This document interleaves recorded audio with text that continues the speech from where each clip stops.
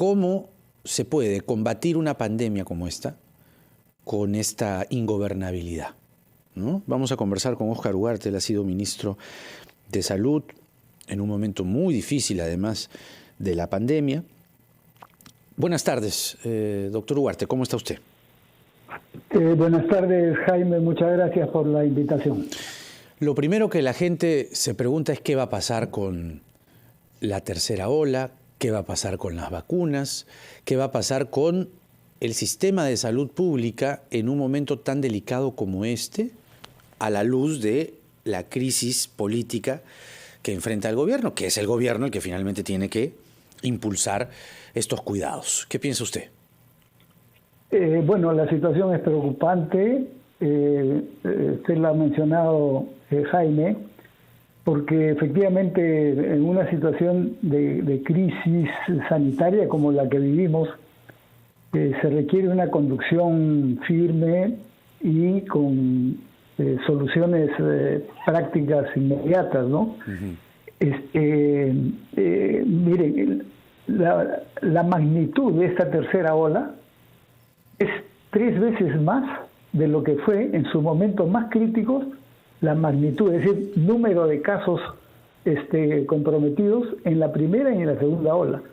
La gran ventaja, y qué bueno que sea así, es que es de menor gravedad, ¿no es cierto? Que los casos son en general más leves y por lo tanto la demanda de servicios, aunque ahora ya se está acortando la capacidad de hospitalización y de UCI, sin embargo, es muchísimo menos de lo que fueron en la primera y segunda ola, donde teníamos las colas por oxígeno y demás.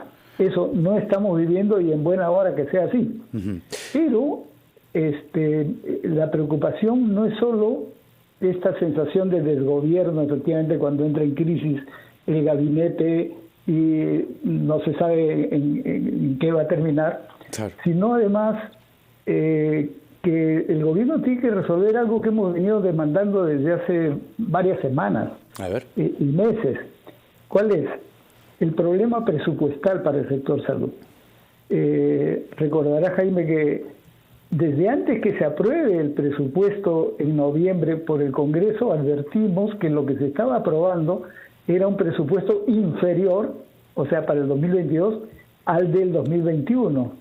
Porque el del 2021 terminó en 33.000 millones y que se está aprobando 22.000, 11.000 millones menos. Y hemos dicho, eso va a afectar contratación de personal y una serie de compras de medicamentos esenciales como el paracetamol o las pruebas diagnósticas. Bueno, nos están dando la razón, porque ayer Gestión informa, con lujo de detalles, que el gobierno busca incrementar el presupuesto en 3.300 millones de soles de presupuesto en general, pero de ellos 2.000, un poco más de 2.000 millones es para salud. O sea, están corroborando que el presupuesto aprobado no alcanza, porque, mire, de los 2.000 millones que el gobierno está solicitando ampliar, 1.977, o sea, casi la totalidad es para gastos COVID. Y yo pregunto, ¿eso ha surgido de manera imprevisible? ¿O eso era perfectamente previsible cuando se aprobó el presupuesto 2022? Pero eso, digamos, sería responsabilidad concretamente del actual ministro Ceballos. Bueno, miren, el Ejecutivo presentó al Congreso este presupuesto. El ministro Ceballos lo fundamentó en noviembre en el Congreso. El Congreso aprobó eso. Y ahora resulta que falta, pues. Pero, claro, se puede decir, bueno, no importa, porque ahora se va a aprobar.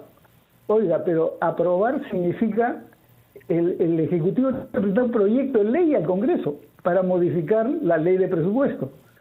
¿Eso cuánto toma? El Congreso pasa a la Comisión de Presupuesto, lo aprobará en algún momento cuando tenga tiempo. Mire, no antes de fines de marzo esto se estaría ejecutando. Ya se han perdido 3 meses. ¿Y en qué se está perdiendo? Uno, los gastos COVID, y ahí está efectivamente medicamentos, pruebas diagnósticas, etcétera, que es lo que hemos venido diciendo, pero además gastos para bonos para el personal de salud, ya no del Ministerio de Salud, que sí estaba consignado, sino de la sanidad de las Fuerzas Armadas y Policiales, del Ministerio de Defensa, del Ministerio de Justicia, del INPE, que no van a recibir durante este primer trimestre. Entonces yo creo que hay un problema bien serio desde el punto de vista presupuestal y por lo tanto la crisis política es tanto más seria en lo que se refiere a la conducción de la pandemia por esta situación. ¿Cuál Porque hay que resolver problemas. No, claro, habría que resolverla, pero primero habría que resolver si el señor Ceballos se queda, se va. Es una indefinición tremenda, pero hasta el momento, ¿cómo evalúa usted la vacunación? ¿Cuán entorpecida se puede ver con esta crisis? Usted que conoce, digamos, al monstruo por dentro. Porque es un eufemismo, ¿no? Pero usted conoce la dinámica por dentro. Y sobre todo los casos que se están reportando diariamente. O sea, los casos, las vacunaciones con esta crisis política. Bueno, es muy seria las consecuencias que podría traer la crisis política, ¿no? Porque, mire, el gobierno ha tenido el acierto de continuar las políticas que se iniciaron el primer semestre del año pasado en cuanto a adquisición de vacunas y aplicación de vacunas. El gobierno ha continuado, digamos, el cronograma, y eso hay que reconocerlo.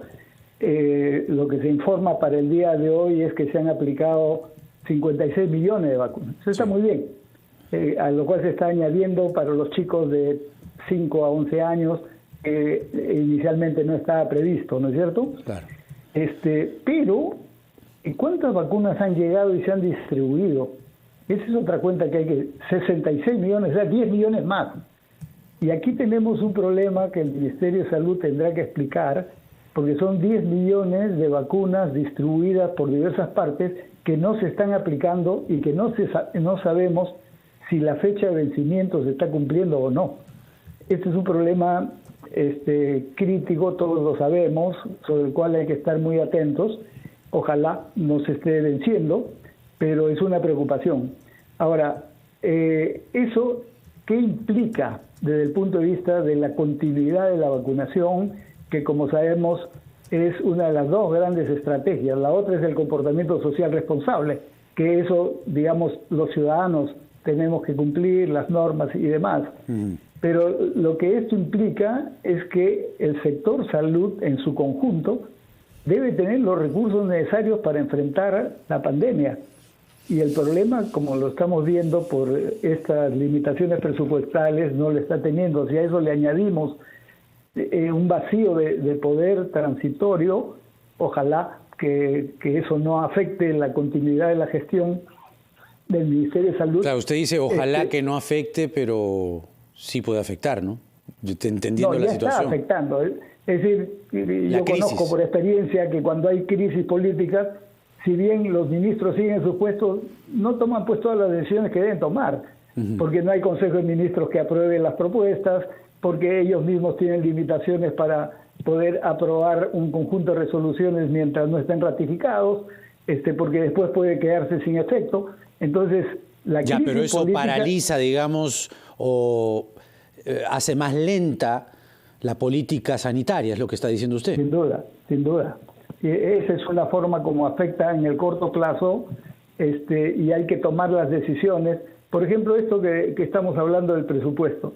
Lo que informa Gestión el día de ayer es que esta es una iniciativa del Ejecutivo, pero todavía tiene que aprobarla el Consejo de Ministros. Entonces, el Consejo de Ministros, ¿cuándo se reunirá nuevamente, no es cierto? ¿Cuándo discutirá este punto en la agenda? Los ministros que tendrán que informarse. Y después de eso presentarán al Congreso. Entonces, obviamente eso afecta la continuidad en la lucha contra la pandemia y sinceramente yo deseo que se resuelva cuanto antes, porque las consecuencias para el manejo de la pandemia pueden ser verdaderamente graves. Óscar Ugarte ha sido ministro de Salud comentando el manejo de la pandemia en medio de una crisis política que, sin temor a equivocarnos, es la más grave que enfrenta el gobierno del señor Castillo. Muchas gracias, doctor Ugarte. Hasta una nueva oportunidad. Muchas gracias, Jaime. Son las 12:46.